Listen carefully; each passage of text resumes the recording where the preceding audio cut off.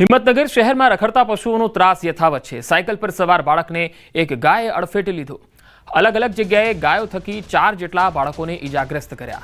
સહકારી જીન નજીક આવેલ કર્ણાવતી અને શ્રીધર સોસાયટીમાં આ બનાવ બન્યો। બનાવની ઘટના સીસીટીવી કેમેરામાં પણ કેદ થઈ છે।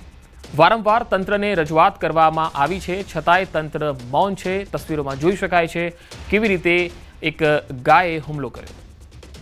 ગાય અહીંયાથી દોડતી જઈ રહી છે અને તેમાં એક બાળક જે છે એ અડફેટે આવી જાય છે। આ તસવીરોમાં તમે જોઈ શકો છો કઈ રીતે એ અડફેટે આવે છે અને ત્યારબાદ એ ગાય છે તેના પર રીતસર હુમલો કરી દે છે અને આસપાસના લોકો છે એ પણ તમે જોઈ શકો છો કે જોઈ રહ્યા છે। કેટલાક લોકો તેને ભગાડવાનો, ગાયને લાકડી મારી અને ભગાડવાનો પ્રયાસ કરે છે, પરંતુ આ ગાય છે એ એટલી વિફરેલી છે કે એ બાળક પર સતત હુમલો કરવાનું ચાલુ રાખે છે।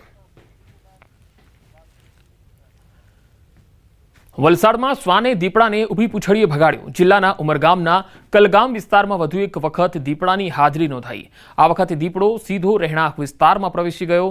નજીકની એક કંપની પાસે આવેલા ઝૂંપડામાં ઘૂસીને શ્વાન પર હુમલો કર્યો। આખી ઘટના સીસીટીવીમાં કેદ થઈ છે, જેમાં દેખાય છે કે દીપડાના હુમલાનો શ્વાને પ્રતિકાર કર્યો અને અંતે દીપડો ત્યાંથી ભાગી છૂટ્યો। આસપાસના લોકોમાં આ ઘટનાને લઈને ભારે ચિંતાનો માહોલ છે। ઘટના અંગે વન વિભાગને જાણ કરવામાં આવી છે। વન અધિકારીઓએ તાત્કાલિક કાર્યવાહી શરૂ કરી છે।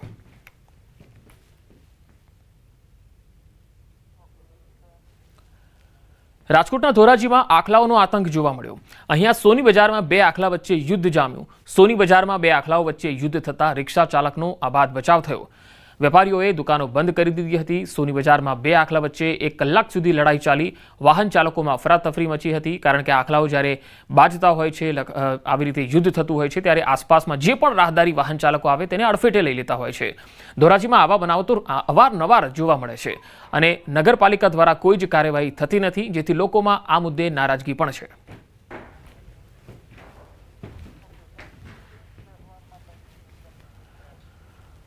અને હવે વાત તહેવારમાં તંગદિલીની।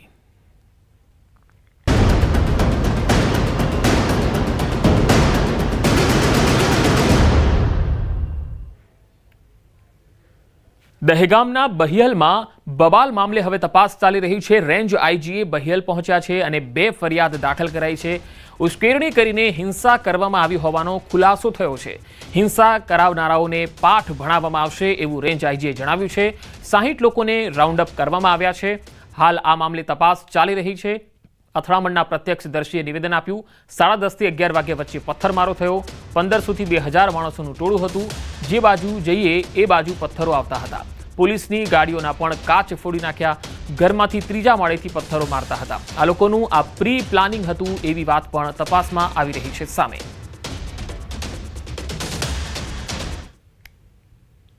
પરંતુ આ પોસ્ટમાં એક કમ્યુનિટીને લાગે કે આની કોઈ ભાવનાઓનો આવત થયો છે એવી પ્રકારની પોસ્ટ કોઈ હતી, તો એમાં પણ પોલીસ સ્ટેશન છે, પોલીસ છે, એને આપ જાણકારી આપી શકો છો।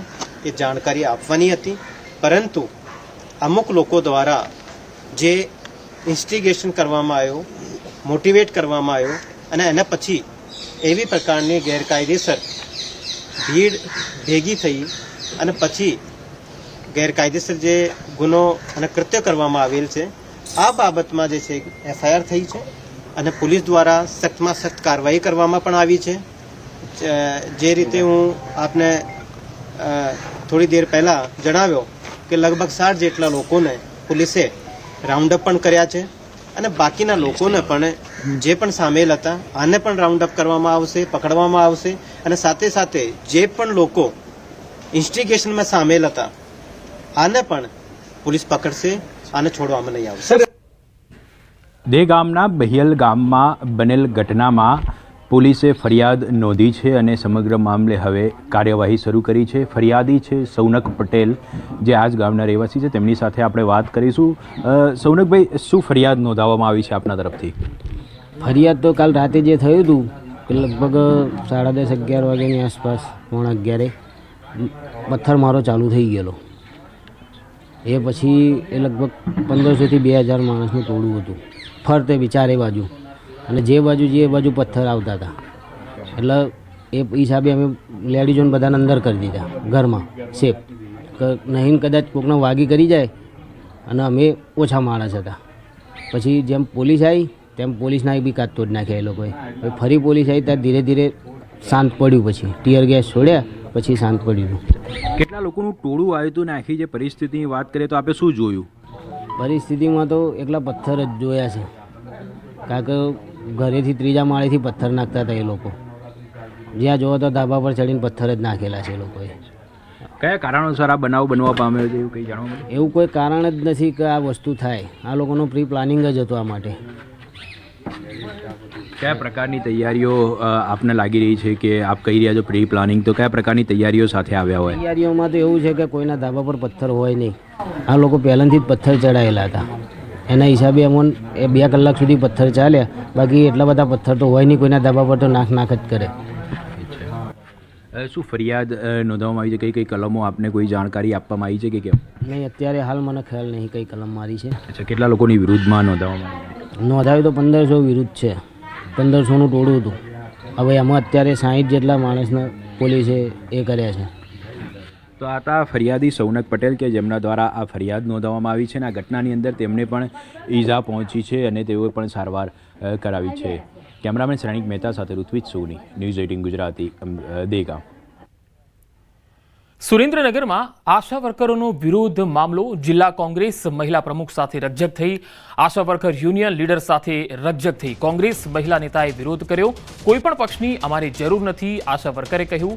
ઝરણાબેન જાનીનો વિરોધ કરવામાં આવ્યો હતો. આ તસવીરોમાં તમે જોઈ શકો છો કે જિલ્લા કોંગ્રેસ મહિલા પ્રમુખ સાથે કેવી રીતે આશા વર્કરોએ રકઝક કરી હતી.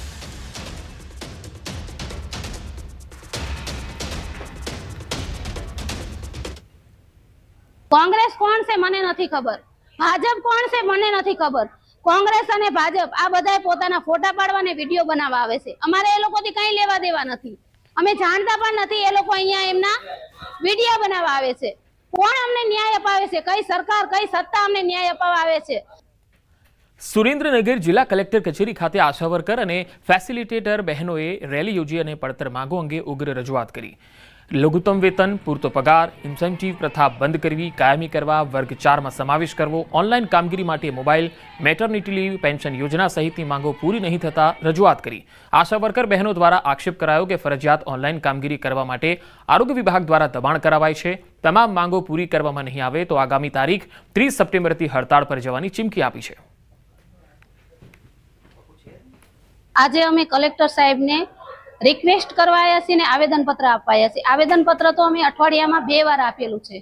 11 તારીખે પણ અમે આવેદનપત્ર આપેલું હતું, જેમાં અમારી બધી જ માંગણીઓ અમે આવેદનપત્રમાં સાહેબને દરખાસ્તમાં લખેલી છે. તોય છતાં અમારો કોઈ પણ પ્રશ્ન હલ કરવામાં આવ્યો નથી. આજે અમારા તમામ બહેનો એટલા માટે ભેગા થયા છે કે આરોગ્ય વિભાગમાંથી અમારા ઉપર ખૂબ દબાણ ચાલી રહ્યું છે. ઓનલાઈન કામગીરી કરો. તમામ આશા વર્કર બહેનો આવેદનપત્ર દેવા આવ્યા છીએ કે સમાન કામ અને સમાન વેતન, લઘુત્તમ વેતન અમને આપે, ફિક્સ પગાર અમારો કરે, ઇન્સેન્ટિવ પ્રથા બંધ કરે. અમે છેવાડાના માનવી સુધી સેવા, આરોગ્યને લગતી સેવાઓ પૂરી પાડી છે, તો સરકાર અમારો અવાજ કેમ નથી સંભાળતી? ગીર સોમનાથ જિલ્લામાં વરસાદી માહોલ જોવા મળ્યો. સૂત્રાપાડા, ખાંભા પંથકમાં વરસાદના અહેવાલ છે. ટોબરા, આલીદર, હરમડિયા જેવા વિસ્તારોમાં પણ ધોધમાર વરસાદના અહેવાલ આવી રહ્યા છે. ગીર નજીકના ગામડાઓમાં પણ વરસાદ પડી રહ્યો છે. તો સૂત્રાપાડા, ખાંભા પંથકમાં વરસાદ શરૂ થઈ ગયો છે, તો ગીર સોમનાથના અનેક ગ્રામીણ વિસ્તારોમાં પણ વાતાવરણ બદલાયું છે.